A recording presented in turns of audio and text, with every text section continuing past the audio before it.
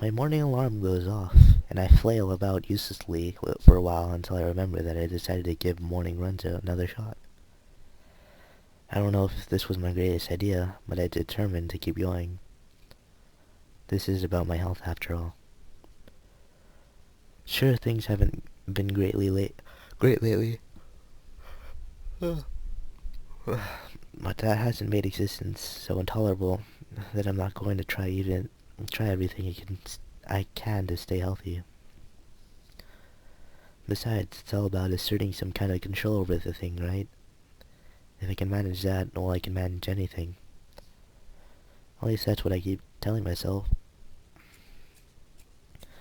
Once again, it appears that I'm not alone in my run. Emmy has apparently been here for some time. It looks like she's already worked up a good sweat. Well, when the hell does she come down here anyway? Oh, it's you. I don't remember. What, what voice? I'm surprised to see you again. Why is that? Well, not many people actually manage to come back for a second try. She frowned, seemingly annoyed by a passing thought. Like the rest of the tracks team, for instance. Oh, still, it was only supposed to be a volunteer basis, so it's not a big for a shock. I guess it's pretty early in the morning. I shrug, and suddenly it appears that she's forgotten what she was talking about. The frown disappears entirely, and she seems to snap back to her previous train of thought. So come on then. What? You're here to run again, right? Well, yes. So come on. I find myself suddenly grabbed and yanked into the track. Things seem to be suddenly mirroring yesterday's run. That is, I seem to be struggling while Emmy moves with an effortlessness that I find enviable. It's incredibly bothersome to be so easily worn out. I know I should be patient and work toward things gradually, but it's difficult to stay positive about this. We round the track and started on our second lap. Emmy seems to have grown impatient keeping pace with me and begins to pull away. This is where I gave out yesterday. Will I be able to do more?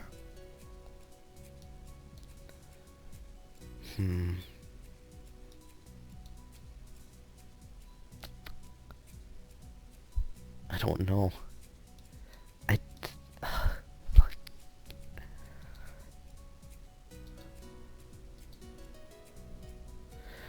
Crap.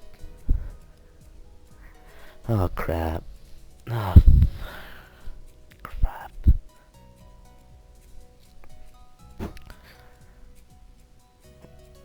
Oh, crap. Ah.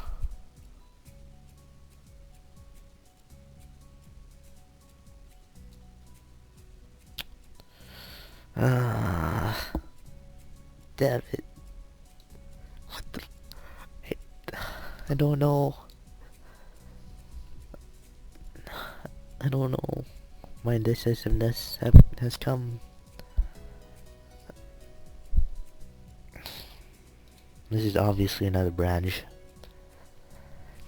This is obviously another branch. Alright.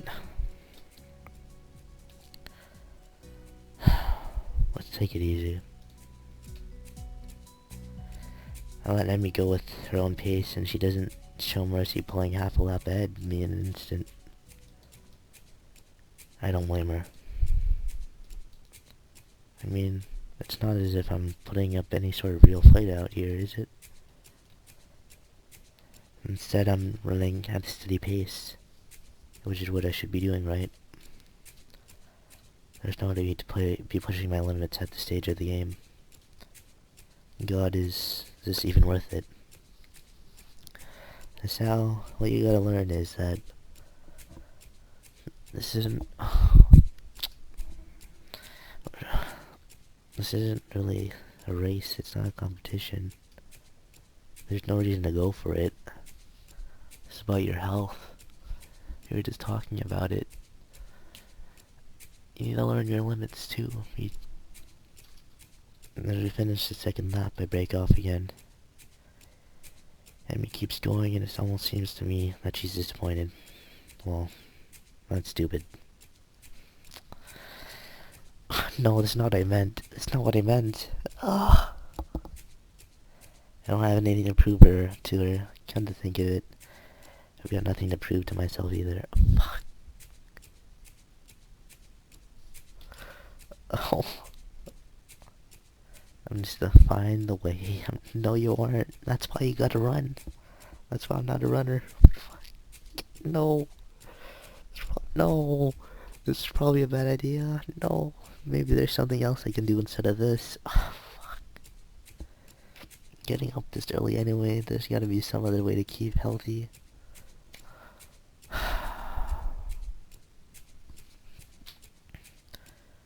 Walking. Maybe nice afternoon walks.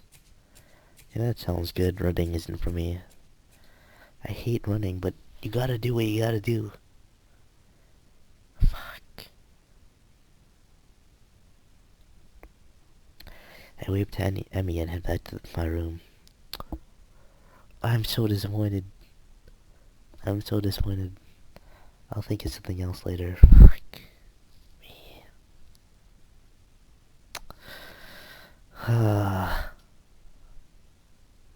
Back in my room, the first thing I see is a familiar row of medication bottles lined up on top of my dresser. And it makes me depressed as usual.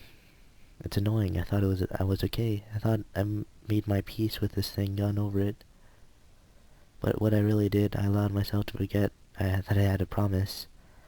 Being here really reminds me of the reality, and trying to fight against it just hurts. Reflecting on it, only to do so much. I've done this before for months. It seems like it's time to get over it. If I allow myself to forget my life, that my life is definitely not going to be as long as those of others. I won't get anywhere. My life may be different from others, but it is a life in progress. That is how I rationalize it. I down the usual handful of pills, trying to push the sudden dreary feeling out of my head. I prepare to head out of class early as usual.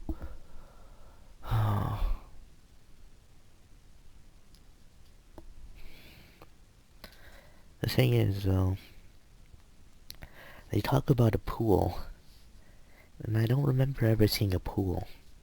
Why doesn't he just go, like, swimming? It's pretty fun to swim.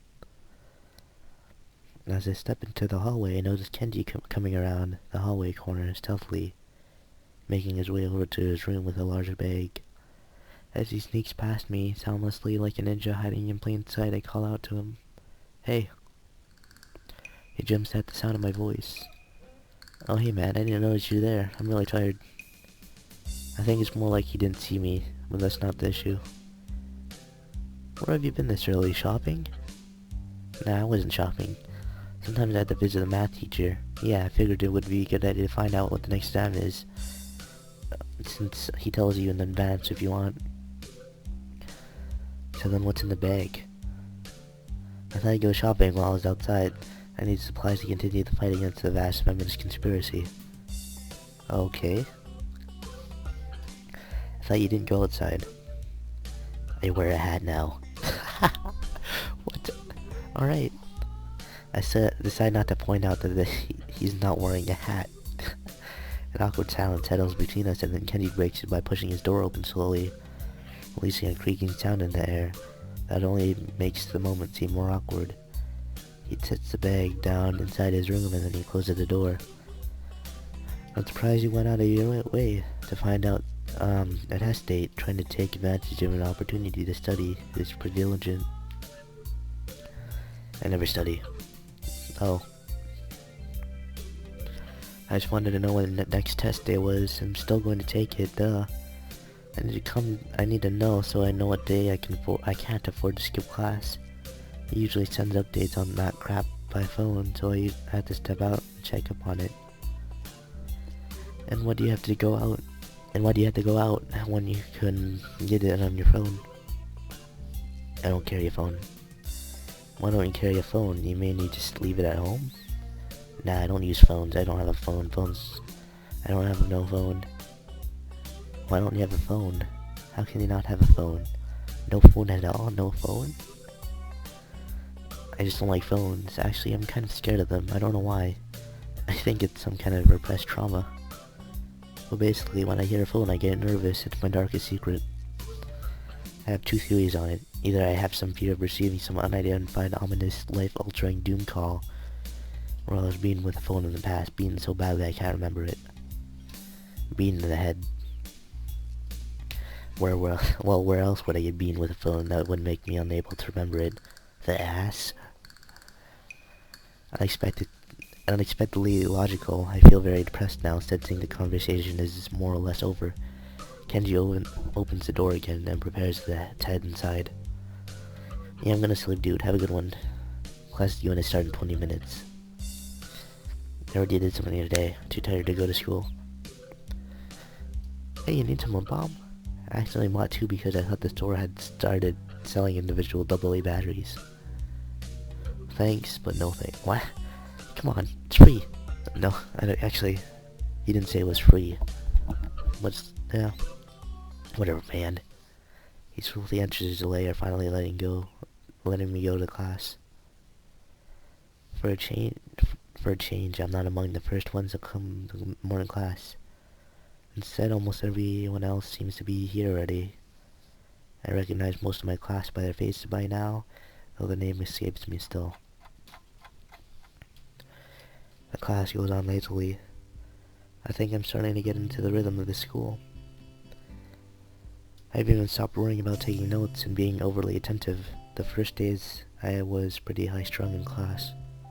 Matao finishes his lecture about electricity early, but continues without a pause about the festival.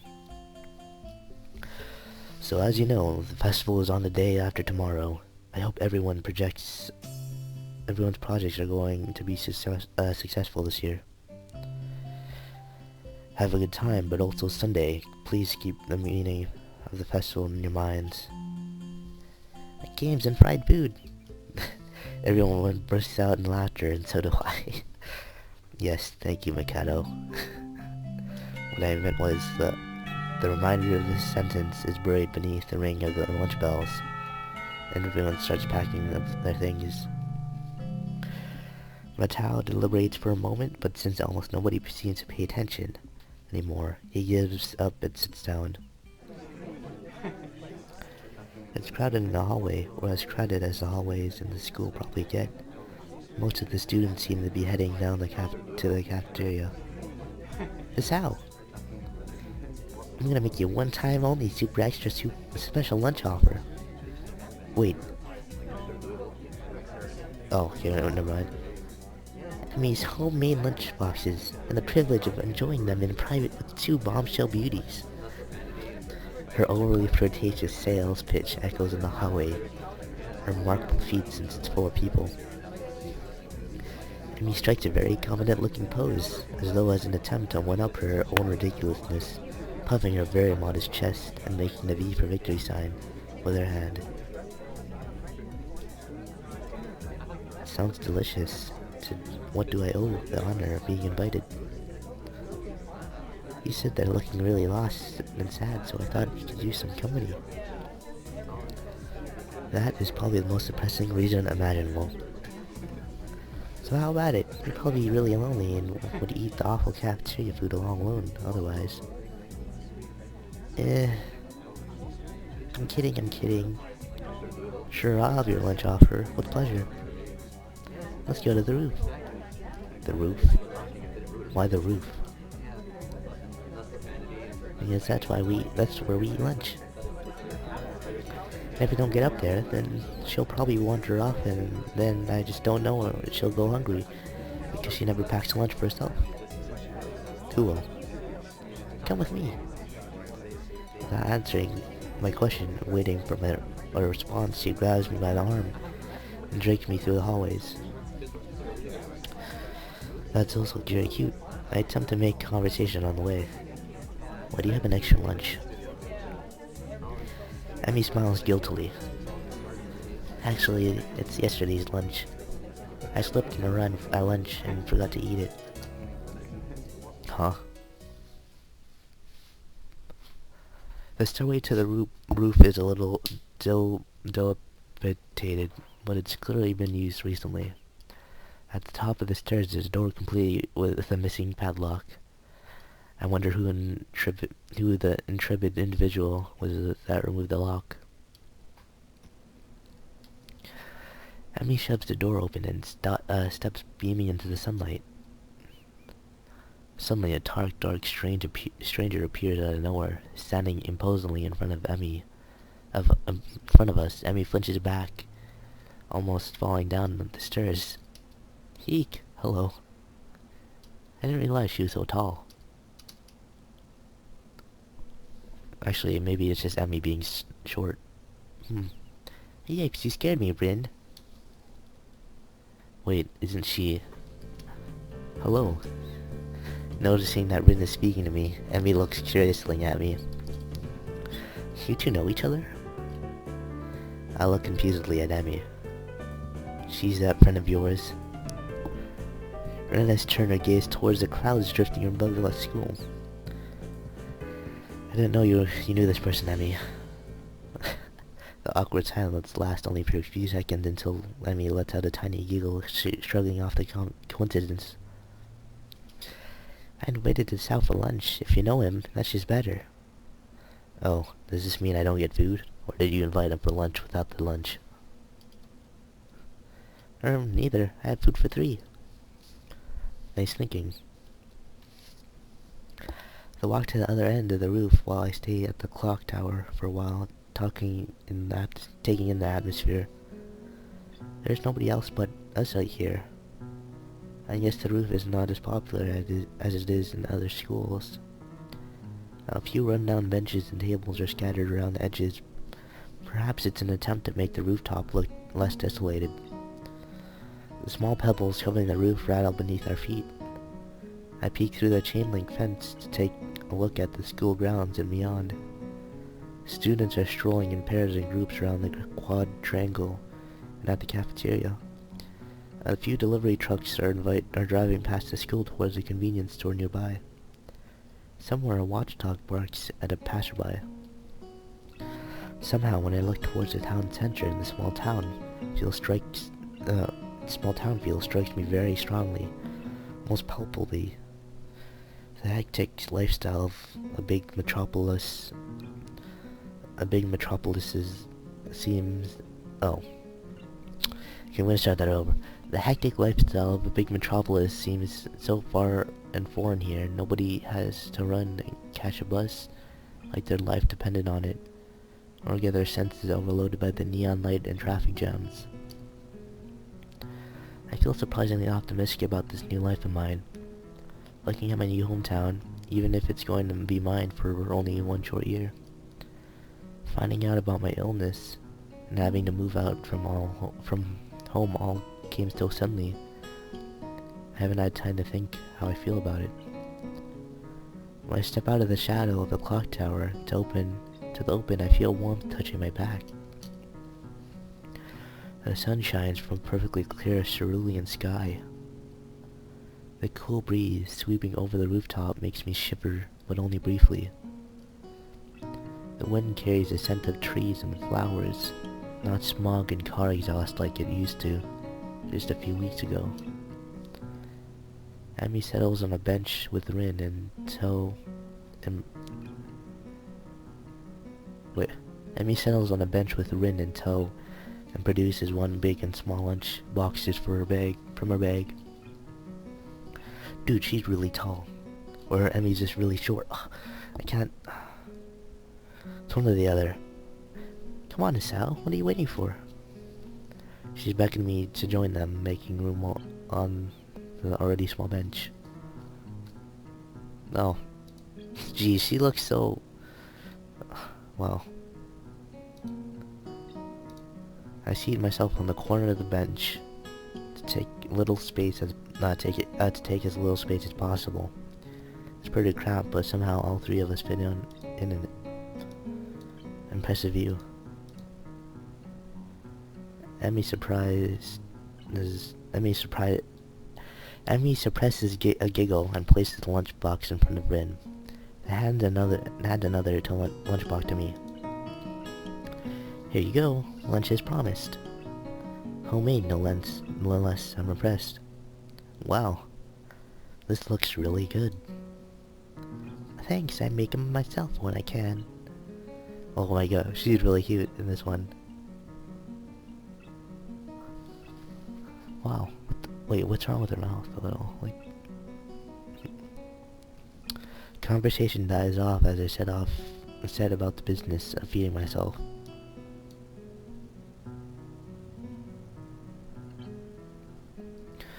Taking a few bites, I glance up and notice Rin deftly opening the lunchbox and popping a forkful of food in her mouth using only her feet. Even though I've seen it before, I can't help but be impressed at her dexterity. It's also a reminder of the sort of place I am in right now. Will I ever get used to the sights such as this? I can't decide if getting used to such a thing would be a good thing or a bad thing either. Does getting used to this place mean that I'm giving up on being a normal person? Or does it just mean that I'm becoming more understanding about the people around me? I'm distracted from my thoughts by the sight of Emmy tearing into her lunch as if it had insulted her ancestors. You seem pretty hungry. Emmy looks up, mouth half full, and swallows before nodding. My morning runs always work up an appetite, which is great because I burn through lunches pretty quickly. Helps me keep my girlish figure. What would happen if you lose it? Would you become a man?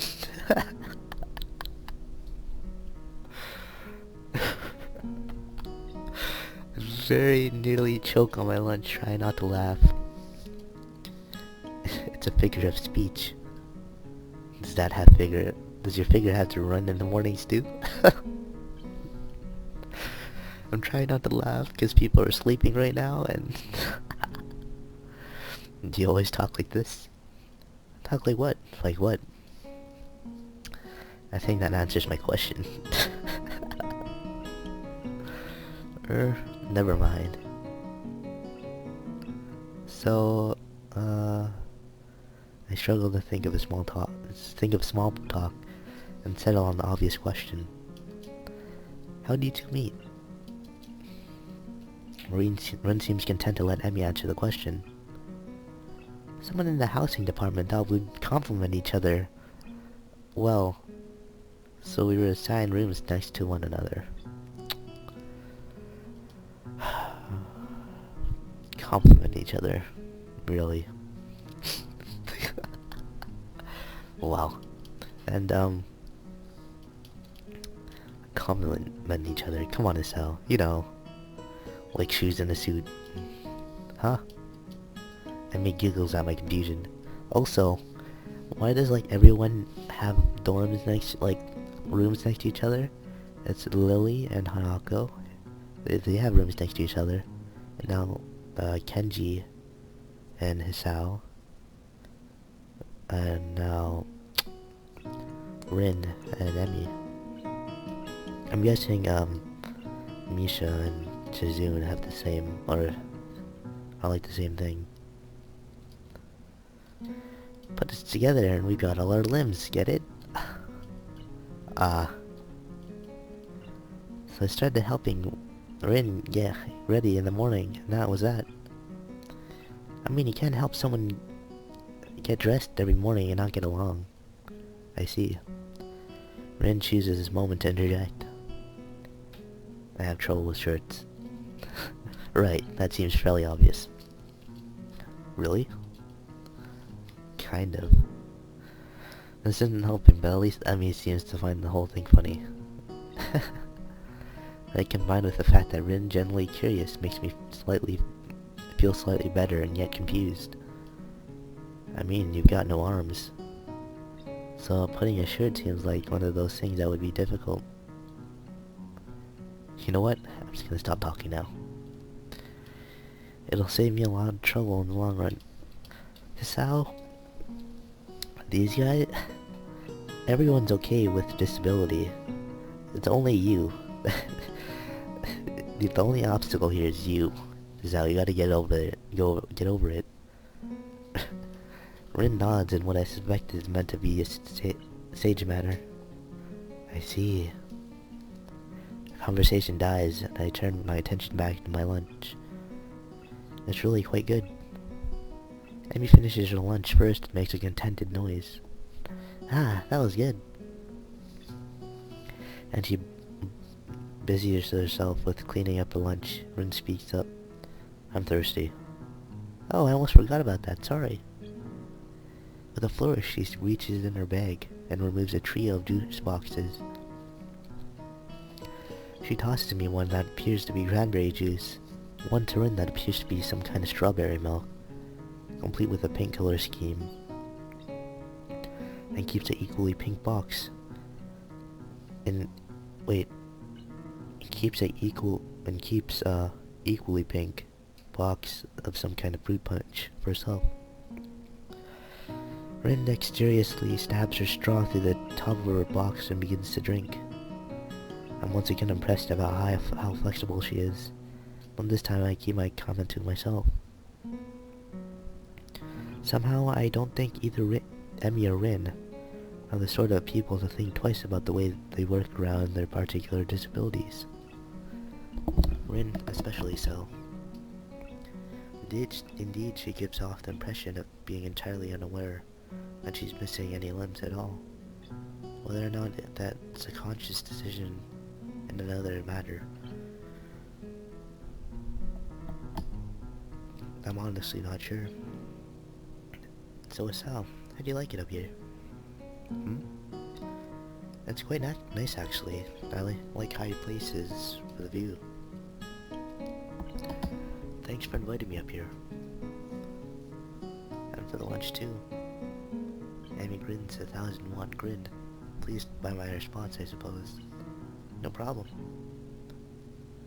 Feel free to eat with us next time too, okay? That's also a really nice cute picture of her. I won't make you lunch, but you can bring your own up here. No lunch service, I don't know. Emmy looks mock offended. Trying to take advantage of my good nature? The nerve. She giggles. Well, if that's your answer, I guess Rin and I will just keep eating lunch all alone. I am suddenly assaulted by the most heart-rendering puppy dog eyes I've ever seen as Emmy pouts. Kidding, I was just kidding. I'd love to eat lunch up here again. A good location and the company is okay too. Emmy frowns a bit at my declaration of okay, but seems happy enough that I've accepted her invitation. I guess this makes us friends now. Or at least acquaintances. The lunch bell rings, signaling the return of downstairs. Rin, you didn't finish your lunch again. I wasn't that hungry. If you don't eat more, you're gonna fade away. Rin shrugs as if it's an acceptable risk. Come on, we'd better get going. The three of us head down the stairs together.